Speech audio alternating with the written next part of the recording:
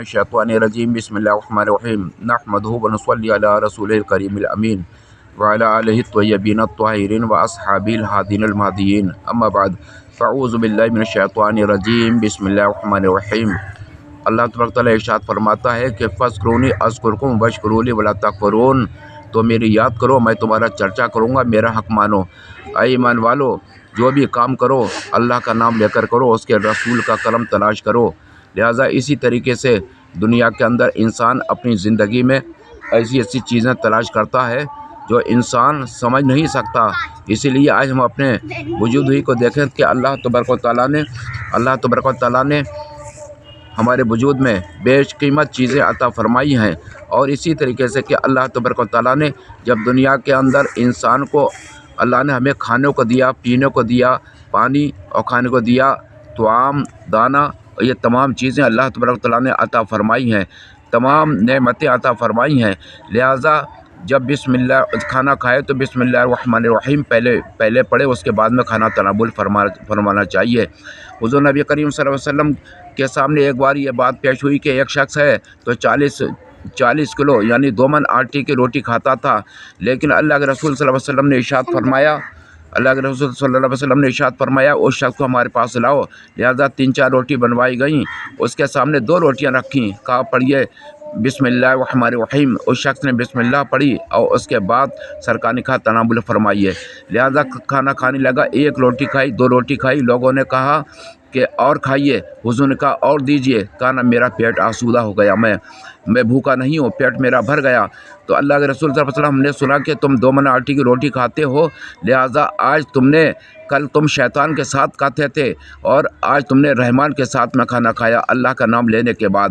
تو جو کام اللہ کے نام سے ہوتا ہے اس کام میں برکت ہوتی ہے۔ اسی طریقے سے اے مسلمانوں، ہر ٹائم میں جب کھانا سامنے آئے تو دعا کے لیے ہاتھ اٹھا دو، فاتحہ پڑھ دو، اس کھانے میں برکت ہوتی ہے۔ ایک پلیٹ پہ نہیں بلکہ جتنا کھانا بنا ہوتا ہے سب میں برکت پیدا ہوتی ہے۔ اور اسی طریقے سے آج دنیا کے اندر اللہ تبارک و تعالیٰ نے تمام پھل اور تمام میوہ جات، تمام ثمرات ہمارے لیے عطا فرمائے، یہ سب جنتی نعمتیں ہیں۔ لہٰذا اللہ تبارک و تعالیٰ نے دنیا کے اندر ان چیزوں کو ہمارے لیے عطا فرمایا جو ہمارے خواب اور خیال میں بھی نہیں ہے۔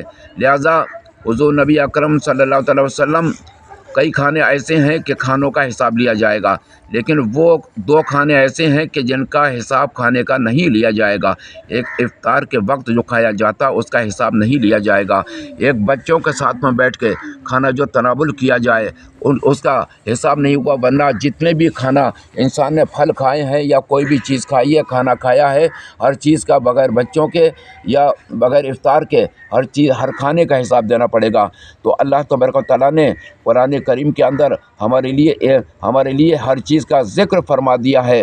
لیکن اے مسلمانوں، آج دنیا کے اندر ہم ہر چیز میں ہماری برکت ہے۔ اگر بے نمازی آدمی ہے تو اس کے چہرے کی رونق ختم، اس کے دل میں سیاہی پیدا ہوتی ہے، اس لیے کہ وہ اللہ کے پیارے نبی صلی اللہ علیہ وسلم نے ارشاد فرمایا کہ ایک وہ زمانہ آئے گا، بخاری شریف کی حدیث نمبر 86 ہے کہ اللہ کے رسول نے ارشاد فرمایا کہ ایک وہ زمانہ آئے گا کہ جاہل پیشوا بن جائیں گے اور وہ چوراہے پر بیٹھ کر مفتیوں جیسے فتوے دیں گے، لہٰذا خود بھی گمراہ ہوں گے، دوسروں کو گمراہ کریں گے۔ تو اے مسلمانوں، ان چیزوں کو یاد کرو، اگر کچھ معلوم نہیں ہے تو ان عالموں سے پوچھو جن کے پوچھنے کے ساتھ ساتھ جو ہے تمہاری اصلاح ہو سکے اور تم صحیح راستے پر آ سکو۔ آمین یا رب العالمین، وآخر دعواہم ان الحمد للہ رب العالمین۔